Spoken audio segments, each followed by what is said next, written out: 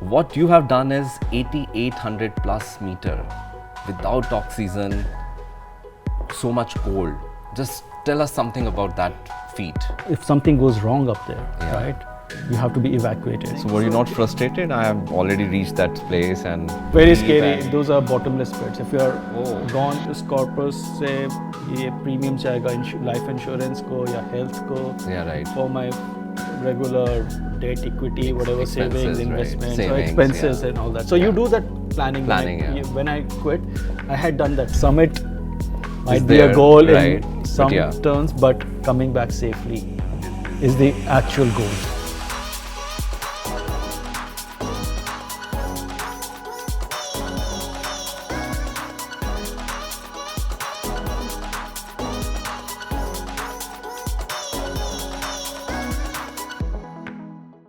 Hello, namaste, and welcome to another episode of Depend on Insurance, Depend on Us, where we bring you path-breaking and interesting stories from very interesting people, and they share with us lesson life has taught them and what learning they hold for each one of us.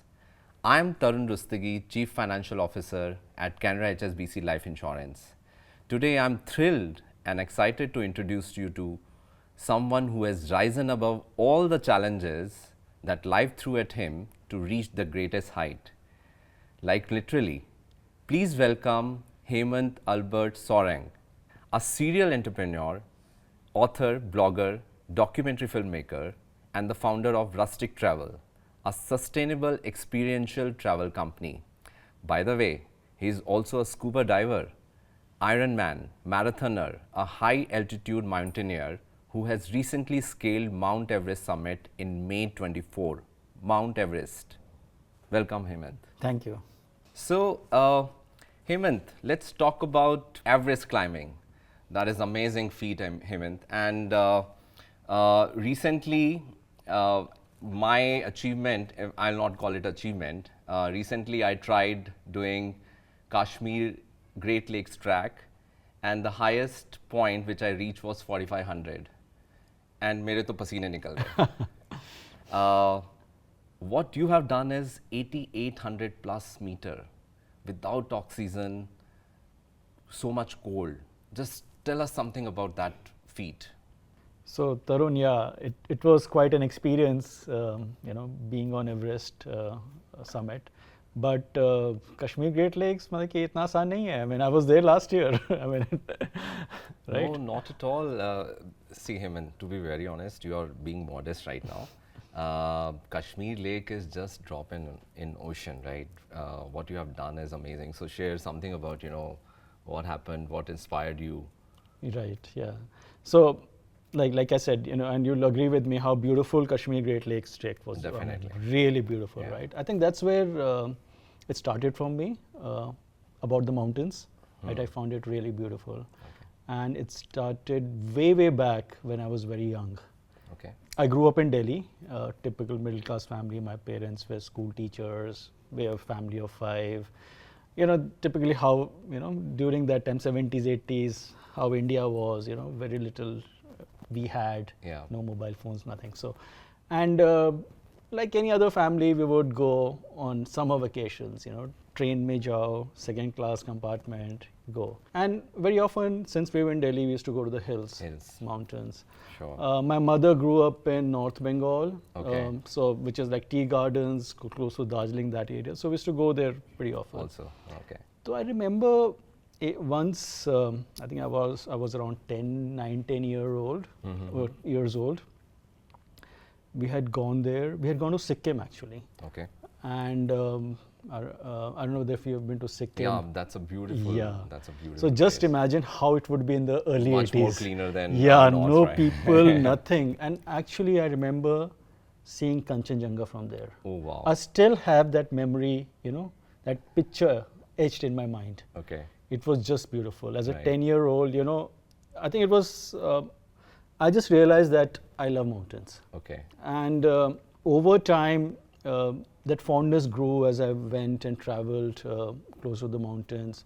I started trekking way back in 2005, serious trekking. So it's been like what, 20 odd years almost, 19 years. So, Hemant, during this period, anyone inspired you? Any set of people, motivated you to do this kind of Herculean task? So, what happened? Or just it came to your mind, and then you started preparing and doing it. So, I think immediate trigger I would say was I think my mother. So my mother passed away last year, and my mother, I mean, she was a single parent. My father passed away very early on when I was only 14, and we were pretty young, and she raised the three of us since then, and she was a rock in our lives. So when it happened last year when she passed away, I think it gave me a trigger that I should do something which I will dedicate it to her, and this was a huge motivation for me to do that. I remember specifically about Everest. Okay. In 2011, I first went to, I mean, that was my first time to Everest Base Camp. After that, I've been there some 4 or 5 times. Okay. This is like very early days of trekking, and Everest Base Camp, as you know, it's a high altitude trek. We were staying at a lodge there, and we were having dinner with our guide, and I saw some commotion across the hall, and I saw some people with camera and all that, and there was one guy. So I asked my guide, what's happening? So he said, it's a BBC crew, and they're shooting that guy as he's going up. So I said, and he looked slightly oldish. So he said, he's going to the base camp, is it? So why are they shooting? No, he's going to summit. Okay. So I was like stunned. So I went across the room and introduced myself, and he introduced himself to me. So his name was Shailendra Kumar Upadhyay. When I came back, I went on Google searching for him every other day to check out how's the progress going and all that. After a few days, I came across an article about him that while acclimatizing, so you have to go up and down multiple times to acclimatize, rotations as they call it, he passed away. Okay. Due to altitude sickness. Okay. So he was not able to make it. Yes. Okay. So I was like, I was pretty sad, it was a pretty, the way it ended was pretty tragic. I remember talking to a friend of mine about that incident, and he told me that, and this friend is a pretty cynical friend otherwise, cynical guy, but he said that, Hemant, at least he died doing what he loved the most. Yeah, he tried. Yeah. And, I think that sentence just stuck to me. I started asking myself, so why don't we do things what we love the most? Why do we do things what others love, right? And we end up doing it. Right. Tell us more about what went behind when you were preparing for Everest, your mental strength, your financials. I'm sure it must be very, very costly affair. How did you do that? What went behind? You can't just decide one day and go, right? Yeah. And especially for something like Everest, of course, you have to be fit. That's a given, right? You need to have certain skills. Mentally, you have to be right there, and financially as well, right?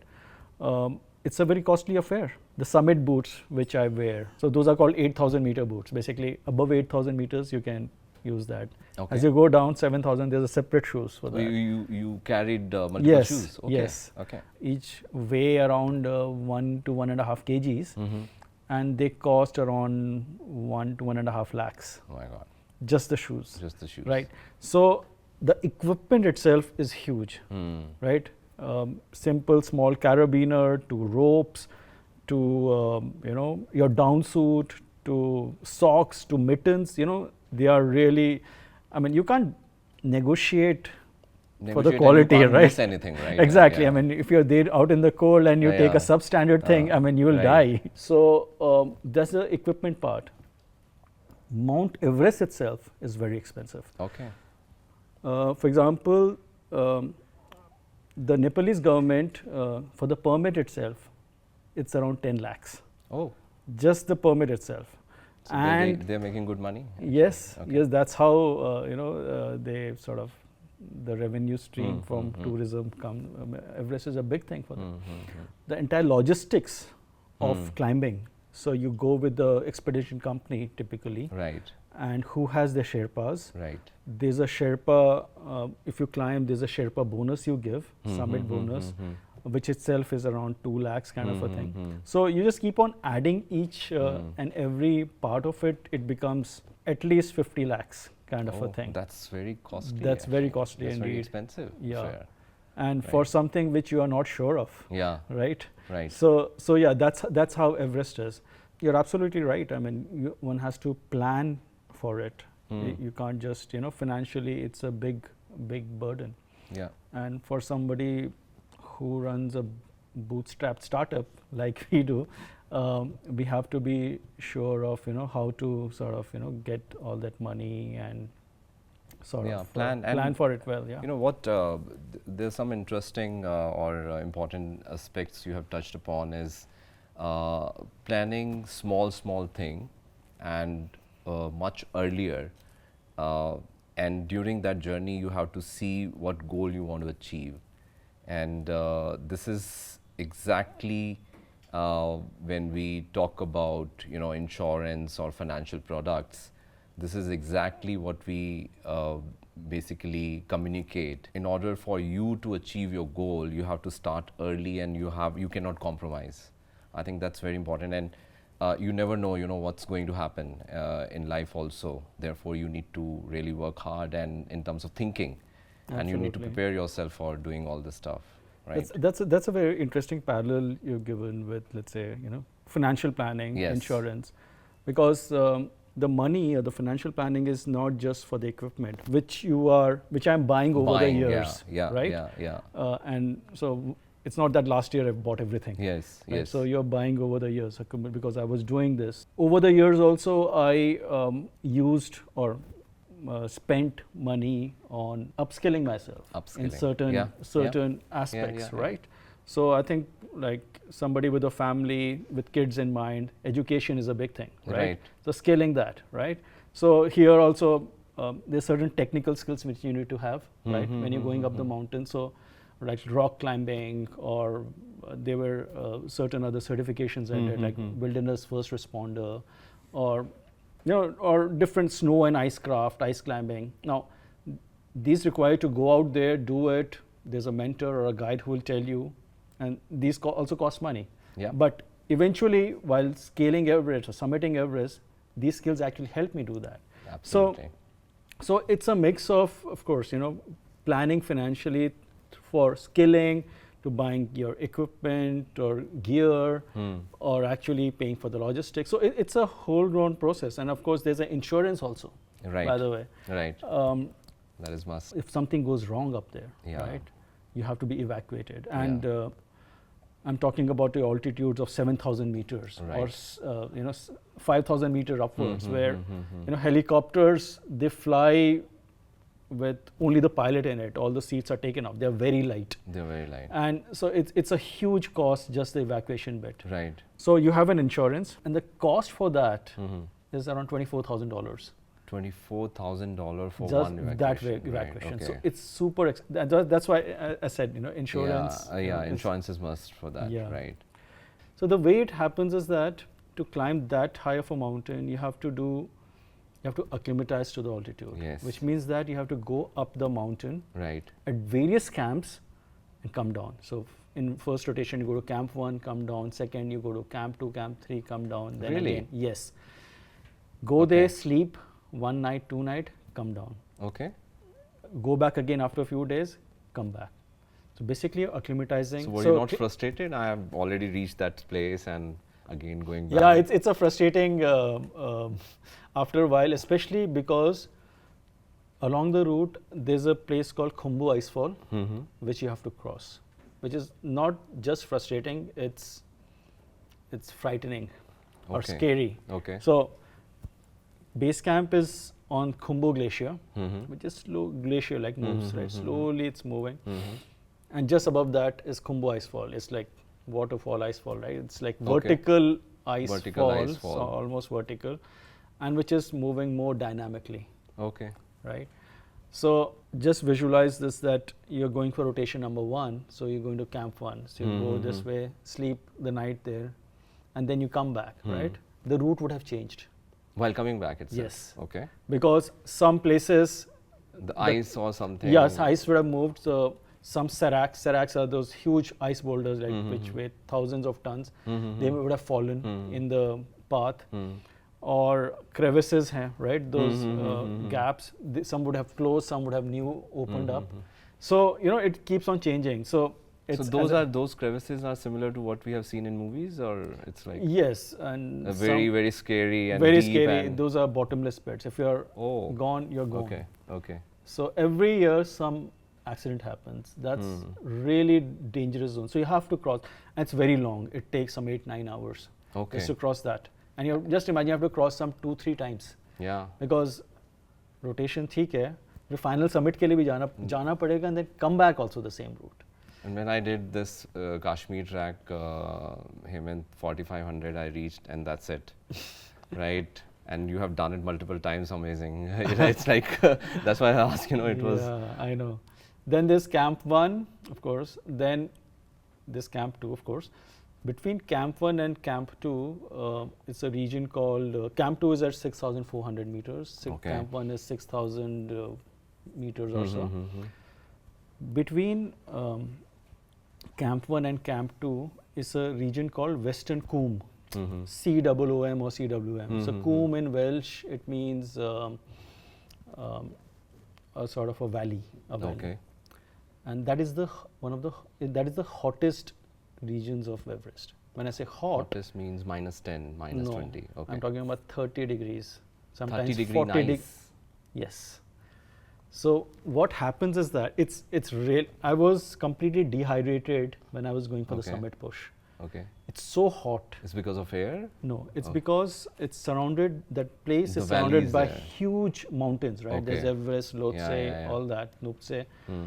So the heat gets trapped in that zone. So it becomes really, really hot. Okay. And you have to cross that. So Camp 1 cross kiya, then you started taking out layers and you're walking. But that's very risky because you can catch cold, etc. No, it's and hot. what's the temperature generally? I mean, when I was there, means it's still ice or it's still ice and snow, like in 30 degrees, 30-40 degrees. 30-40 degrees. And what about your water, etc.? How? Yeah, you're carrying with you. Okay. And the second time I was coming for the summit push, we were coming.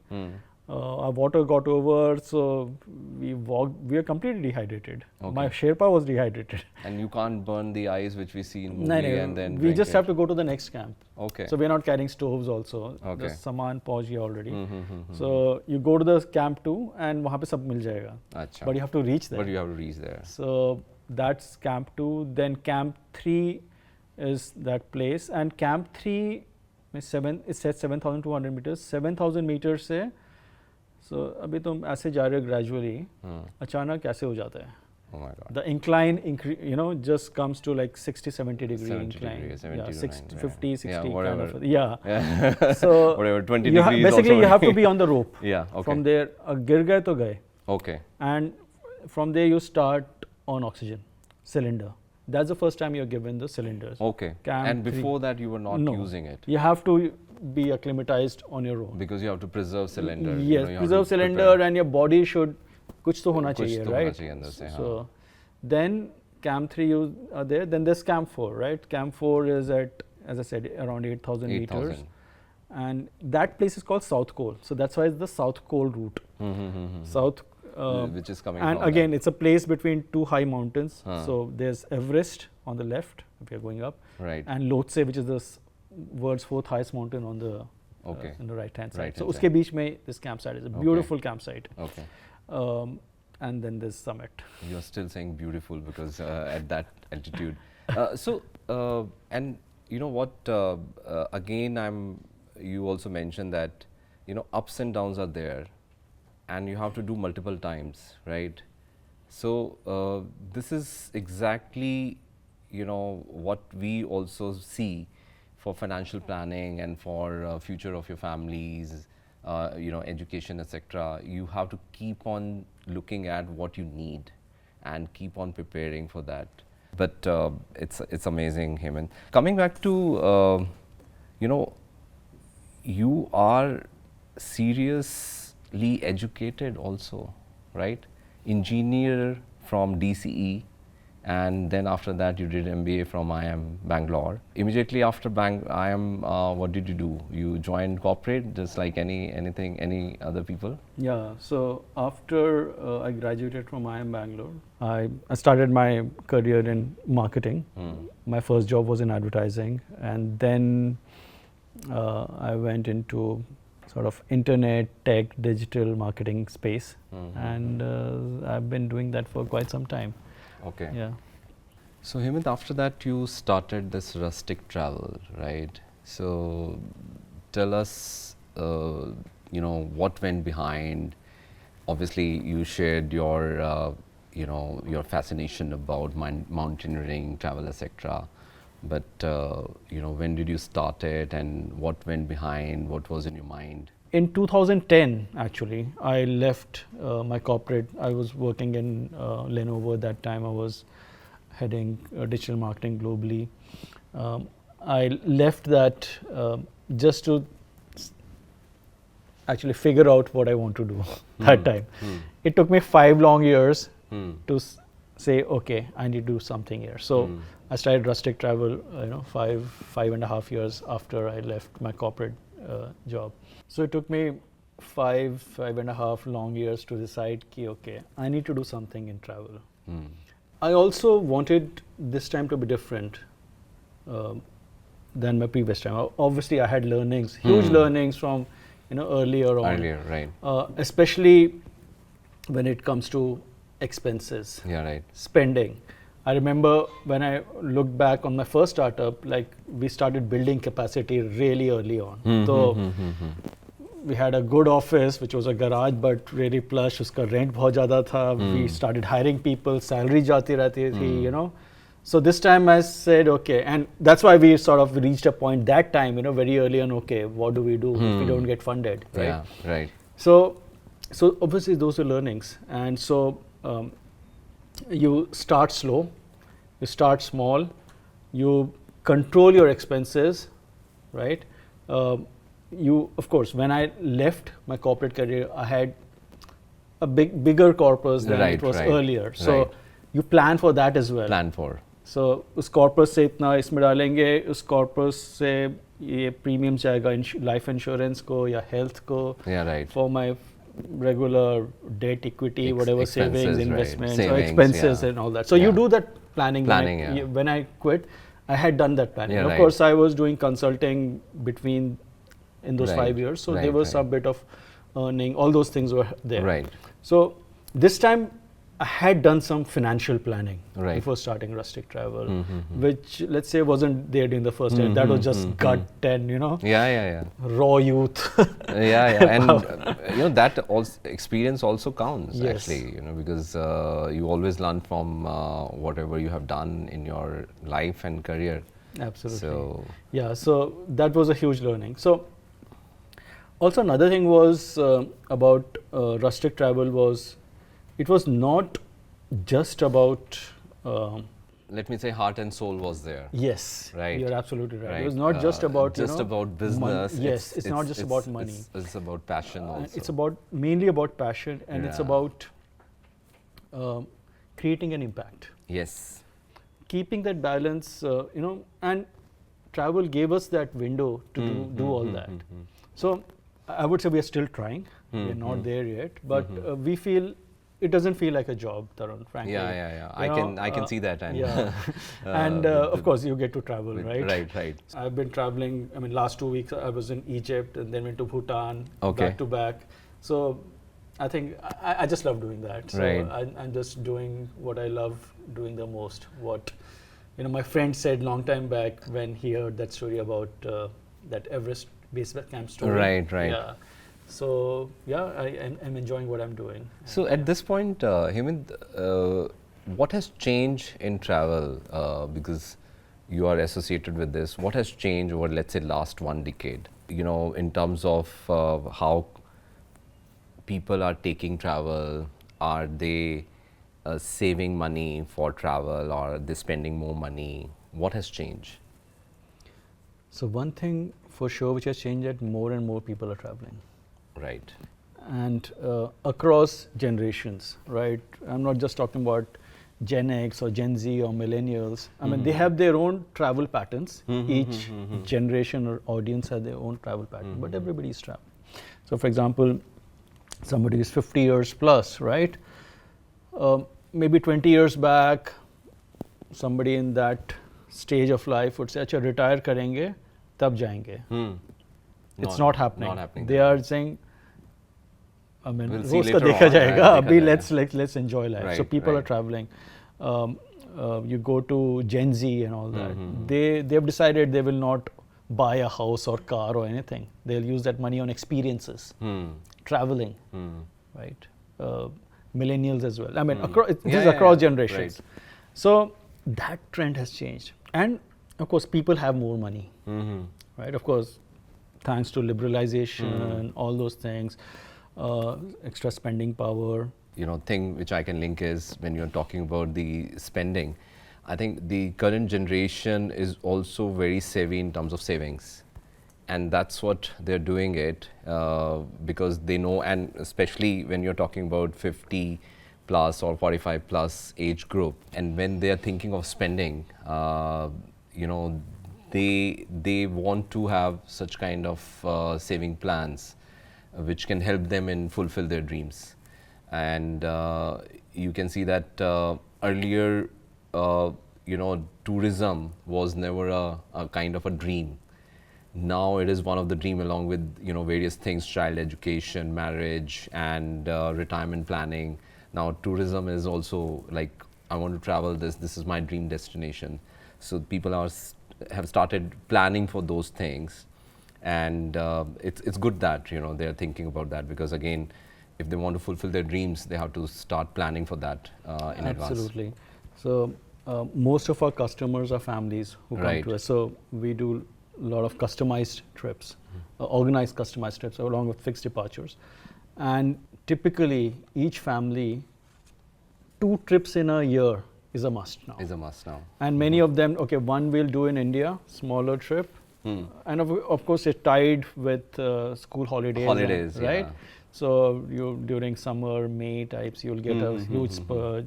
During Dashera, this is a very busy season for us. That will happen. And one international trip, one the same. So, and they plan for it along with their child's education or other expenses and other things in the household. Yeah. A holiday experience. Yeah, that's true. So, yeah. Coming back to your experience, so Hemant, now associated with the travel industry also, you have seen the other side, not as a customer, but providing those services too. So and also now you are a serious tracker, marathon runner, extreme sports, scuba diver, and various other things you have done. So tell us few lessons which we can take away with us and can also implement in our journey. Right. I think I'll go back to Everest to answer that question. So when I started the summit push from Camp 4, right, to the summit and back, the entire thing took around 22 hours to do that. We started in the night, summit in the morning. So you travel, you go, continue your track in night also? Yes. Okay. Yes. So how do you see? So we have a headlamp which sort of which tells you how much you have to walk. Okay. Right. Few steps. That's all is required. Okay. You don't want to see the summit at that time. You'll be totally demotivated if you do that. So basically, what I'm trying to say is one step at a time. Right. And that's what I think financial planning or any kind of goal set requires, right?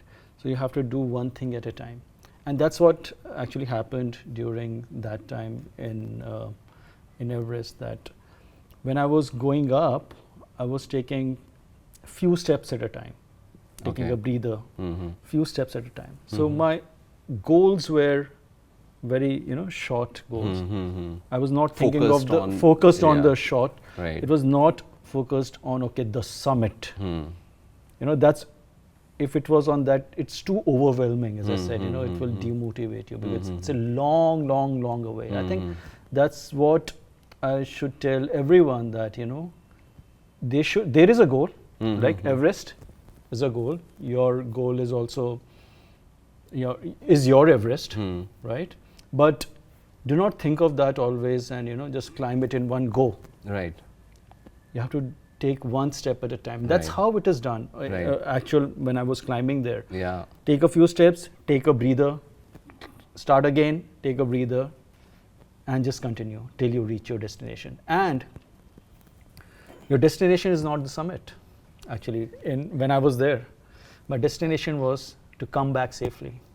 Oh, So- that's interesting. So That's an when I interesting reached there, perspective, actually. when I reached there, and since I have summited mountains before, we are very clear that, okay, now when I was there, when I reached there, I was like, okay, Well, that's the end, right? no, Okay. unless you're back safely in base camp, It's yeah. useless then. Yeah. otherwise, So yeah. once I reached there, I think it was very business-like, Hmm. right?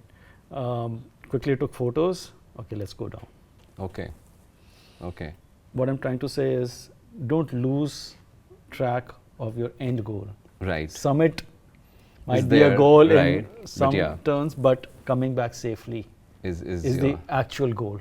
Yeah, so, you know, Hemant, what I've also observed these days, what is happening is, especially on the financial side, people are thinking of making quick money, not thinking long, not thinking about goals, and not taking short steps like you mentioned, you know, small step at a time, thinking about achieving something and then doing it. And there they suffer later on, and you know, it's very difficult to come out from that. So that's like a life lesson. Yes, absolutely. Right. Absolutely. I mean, it's just like climbing, right? The faster you go up, high altitude climbing especially, the more you'll suffer, the less you'll get acclimatized. Okay. So one is advised, and one should do when you're climbing up and climbing to higher altitudes, one should go slow, one should go gradually, right? And I've been doing this for years, so I can say that. And I have seen, as recent as this Everest expedition, some of my fellow climbers lost their lives because of that. They rushed. Yes. Okay. So Yeah, and it's similar here. You know, any shortcut is, maybe you will immediately achieve something, but in long run you're not going to do that. So, so you know, long term, keep invested. These are the things, you know, which I can talk from the financial side, link it with the, you know, our areas of advices. So to our customer, to our viewers, you know, this is very, very important lesson. One more, you know, question which is there in my mind, and what were you thinking when you were, let's say, taking last 1,000 meter, covering last 1,000 meter? What was going in your mind? I think that's a very good question, Tarun, because what does one do when you have hours and hours of just mindless walking, Yeah. right? It is demotivating because it's very difficult to lift one leg and keep on going. Okay. So, and you have to keep on going, Yeah. right? There's no other way. Yeah. So you have to have those short goals in mind. One is that, okay, let me do 5 steps. I'll rest for few seconds, then another 5 steps, and which became 4, 3, 2, 1 as I went Reducing, up, okay. it kept on reducing. I had to have some positive thoughts, right?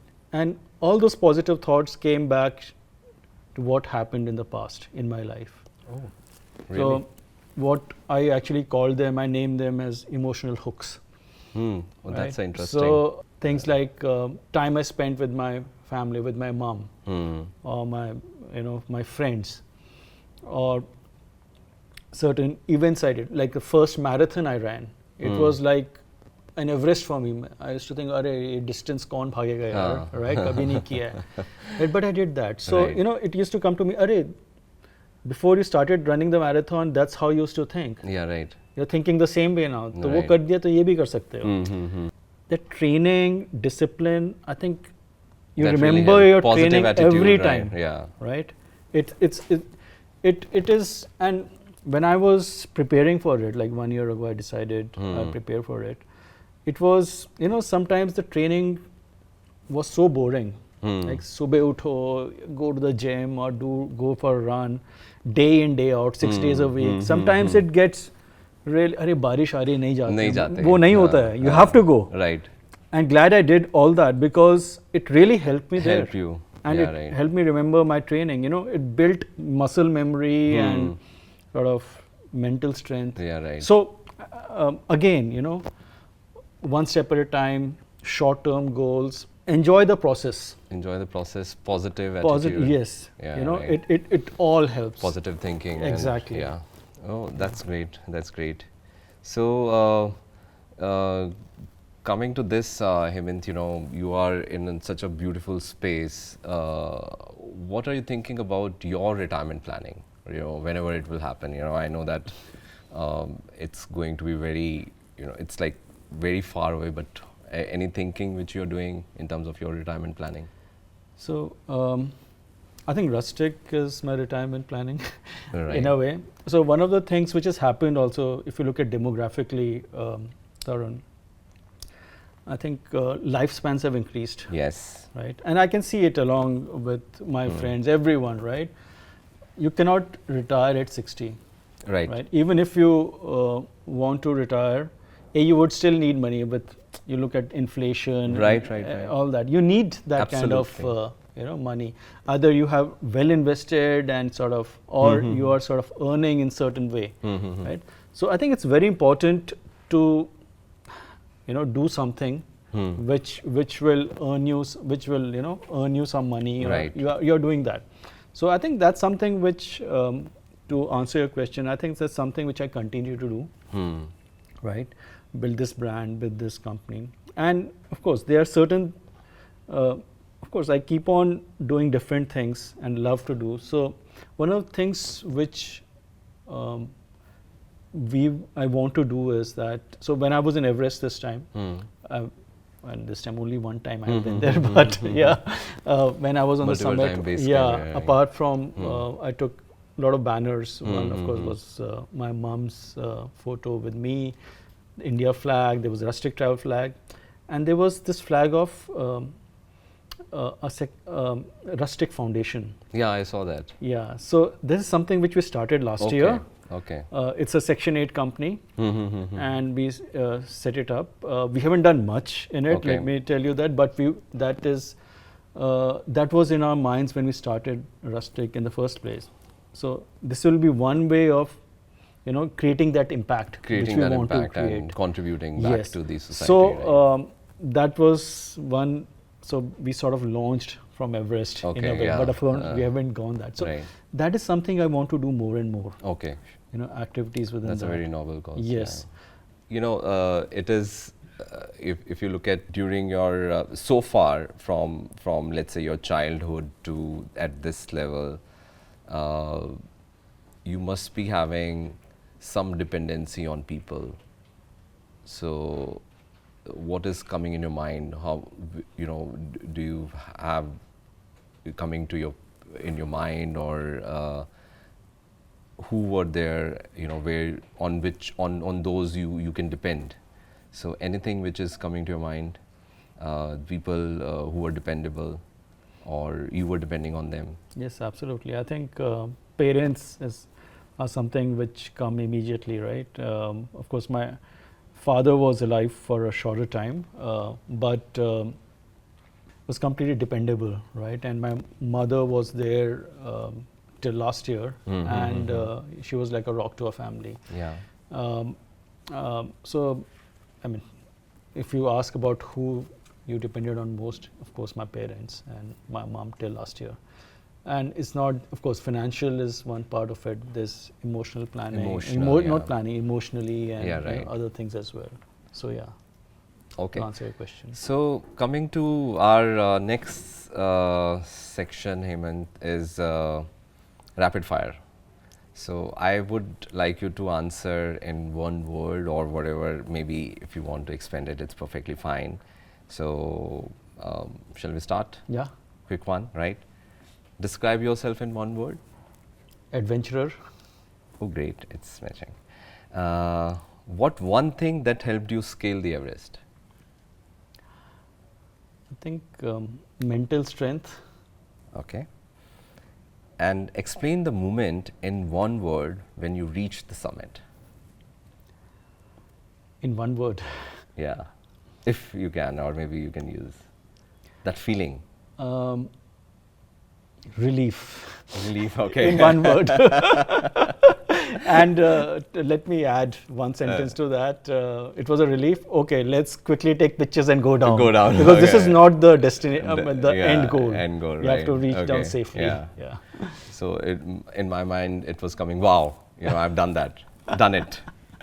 So what's your best advice for people wanting to follow their passion? I would just tell them, as I said, I think earlier, Yeah, do not overthink, do not procrastinate. Just do it. Just go ahead and do it. nice. What's your dream destination that you have been or you want to go? Oh, there Or are you have many. covered many, right, but yeah. But I would, top of mind, I of would the say, mind. I think Antarctica is one. Antarctica is one? Yeah, Galapagos Island in Ecuador is another one. Okay. So Okay. yeah, to name a few. Right. You want to go back to ice again? I like. Yeah. It's okay. Snow it's and ice. cold. When you're there, Cold, you hate it. right. But after a few days, you're okay, I want to go back. And what money rule that you swear by? I think I would say a penny saved is a penny earned. Oh, that's very nice. Yeah. That's very nice. That's Yeah. very nice. Hemant, thanks a lot. And just as a gratitude and to thank you, our team has prepared a gift for you. Thank you so much. Thanks a lot for coming here and sharing your thoughts. Thank you so much. Thank you for having me. Yeah, let me see what this is. Right. Wow. Wow, this is really awesome. This is great. This is my picture from the summit. Canara HSBC Life Insurance celebrates Hemant Soreng for being a dependable Promises Ka partner. Wow. This Thank you is so great much. I'm picture. really touched. Thanks, you so thanks, much. Hemant, for coming Yeah. here and sharing this. Yeah. This is amazing. Thank you so much. Right. Thanks. And that brings us to the end of our interesting conversation with Hemant. Thanks a lot, Hemant. I'm sure listener must have understood, captured a few snippets from this particular dialogue, and must be preparing yourself for scaling your own Everest in your life. Hemant, we have a dependability wall where I would request you to come with me and sign the planter for our memories. Yes, Right? sir. Okay, Absolutely. let's move. Yeah, sure.